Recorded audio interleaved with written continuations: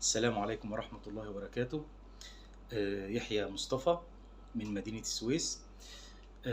سعيد جدا بالفرصة دي إني هتكلم عن المشروع بتاعي، وهتكلم عن الفرصة اللي أتيحت لينا من خلال الدولة، يعني عن طريق المنحة المقدمة عن طريق الشباب والرياضة.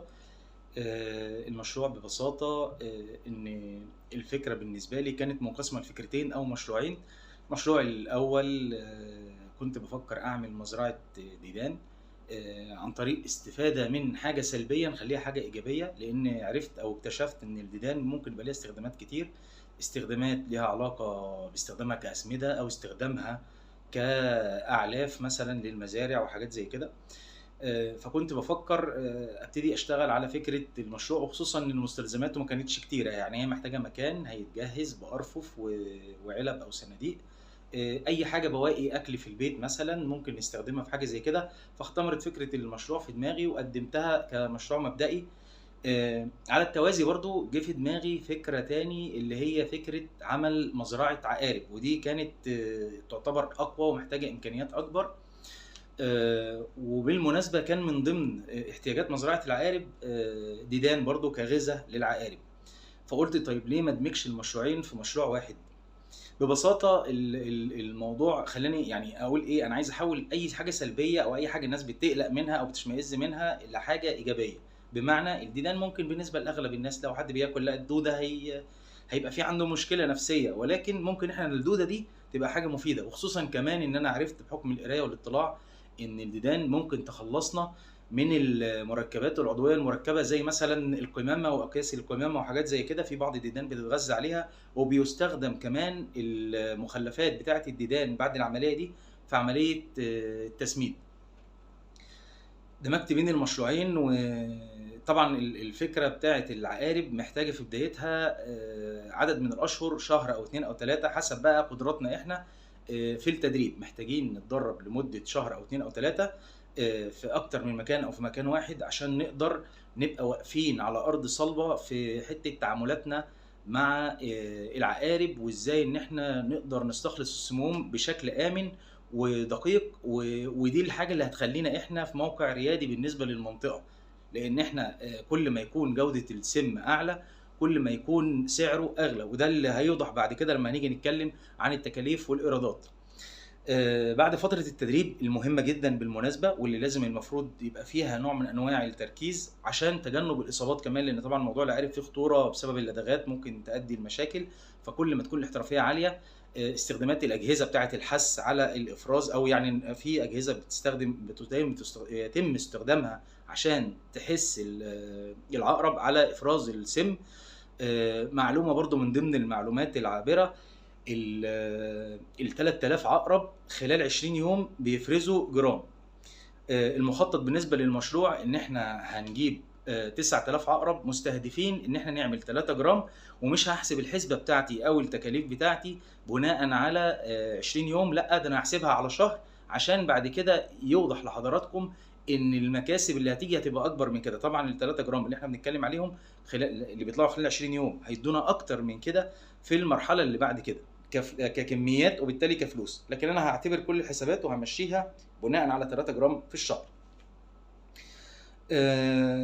التكاليف المبدئية ممكن توصل ل 600,000 جنيه ما بين المباني والمعدات والأجهزة المستخدمة، وكمان يعني العقارب نفسها، الأجهزة اللي هيتم استخدامها، ممكن الأجور، الاستهلاكات، المية، الكهرباء. وصولا كمان من ضمن ال 600,000 جنيه داخل حساب أول شحنات تصدير للأتعاب أو المصاريف اللي هتاخدها الشركات اللي هتعمل لنا الفكرة بتاعة التصدير، بالمصاريف اللي هيتم دفعها، بالتصاريح، بالكلام ده كله. التوتال في أول انطلاقة لينا هيعمل 600,000 جنيه. طيب لو جينا نتكلم عن الأرباح، الكلام ده بشكل مبدئي. الأرباح هتكون بشكل تدريجي، هتبتدي من تحت لفوق. بمعنى احنا خلال الفترة الأولى اتكلمنا على شهر 3 جرام. ال 3 جرام دول هيدونا كام؟ الجرام المفروض ان هو بيعمل 20,000 يورو. طبعا الرقم ده رقم متوسط مش رقم حقيقي، بمعنى ان انواع العقارب بتفرز انواع سم مختلفة. فالسم لما يكون في درجه كواليتي قليله حسب نوع العقرب ده ممكن يبقى مثلا ب 15000 يورو. طيب في انواع عقارب بتوصل ل 20000 يورو و25000 يورو وممكن اكتر من كده تمام. يعني ده بالنسبه لموضوع التصدير. لو حسبنا الحسبة بالمتوسط زي ما أنا قلت 20000 يورو هنضربه في المعامل التحويل هنلاقي إن إحنا بنخش في مليون جنيه وأكتر. وطبعا المليون جنيه وأكتر دول هيعتبروا دخل جيد جدا، ولكن هيطلع منه المصاريف اللي تم ذكرها اللي هم 600000 غير مصاريف التشغيل وحاجات تانية. هيطلع لينا مكاسب من حاجات تانية منها تكفيد العقارب نفسها. وطبعا ممكن حد يبقى مش عارف يعني ايه تكفيد العقرب. العقرب بعد فترة معينة من استخلاص السموم منه من 6 شهور لسنة حسب برضه نوع العقرب. العقرب ممكن يكون مش هيقدر ينتج سم تاني وبيكبر شوية في السن، فاحنا بنجفد او بنجمد بشكل يعني عشان يبقى الموضوع مبسط. بعد ما بيموت العقرب بيتم تجفيفه وتكفيده وبيستخدم بعد كده في حاجات كتير منها مستحضرات التجميل، منها ادوات الزينه وما شابه ذلك.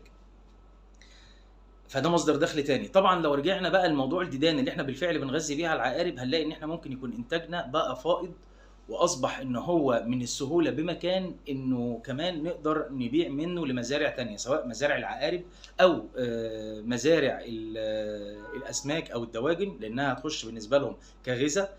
هنستخدم الاسمده بتاعت اللي ناتجه عن مخلفات الديدان في رعايه الارض مثلا بالنسبه للمزارعين اللي محتاجين الاسمده دي، لان الديدان بتعمل تحويل جيد جدا بالنسبه للمخلفات بتاعتها، بتعمل تحويل جيد لطبيعه الارض. وكمان فكره ان في بعض الديدان بتقدر تعالج مشكله بعض المركبات العضويه في القمامه، ودي طبعا هتبقى حاجه مفيده للبيئه. فاحنا عندنا هنا خطين ماشيين بالتوازي. الديدان ممكن تجيب لنا مكاسب، والمكاسب دي ممكن تغطي لنا المصاريف المحليه، ممكن كمان تغطي مصاريف المشروع بعد 3-4 شهور. هنبص نلاقي ان كل الدخل الصافي اللي داخل من عمليات التصدير هو مكسب بالكامل داخل للجهه بتاعتنا وللمشروع بتاعنا. وطبعا ده هينعكس علينا احنا كاشخاص بالايجاب لان فتحنا لنفسنا مصادر دخل، وهينعكس كمان على البلد بمصدر تاني ايجابي مصدر من مصادر العمله الصعبه. المشروع انا قلته في المجمل ويمكن يكون يعني موضح بشكل علمي اكتر او مش شكل علمي بشكل مفصل اكتر في البرزنتيشن. اتمنى ان تكون الفكره وضحت واتمنى ان الفكره تلاقي اعجابكم. انا شاكر لحسن الاستماع وشاكر لاتاحه الفرصه مره تانية. بنشكر الدوله ممثله في الشباب والرياضه في اتاحتها لينا الفرصه على حصولنا على المنحه دي. صحيح فات بالنسبه لنا احنا سنه، ولكن انا شاكر مجهود كل فرد من الساده الدكاتره او المدربين اللي كانوا بيحضرونا. شاكر لكم مره تانية لحسن الاستماع، والسلام عليكم ورحمه الله وبركاته.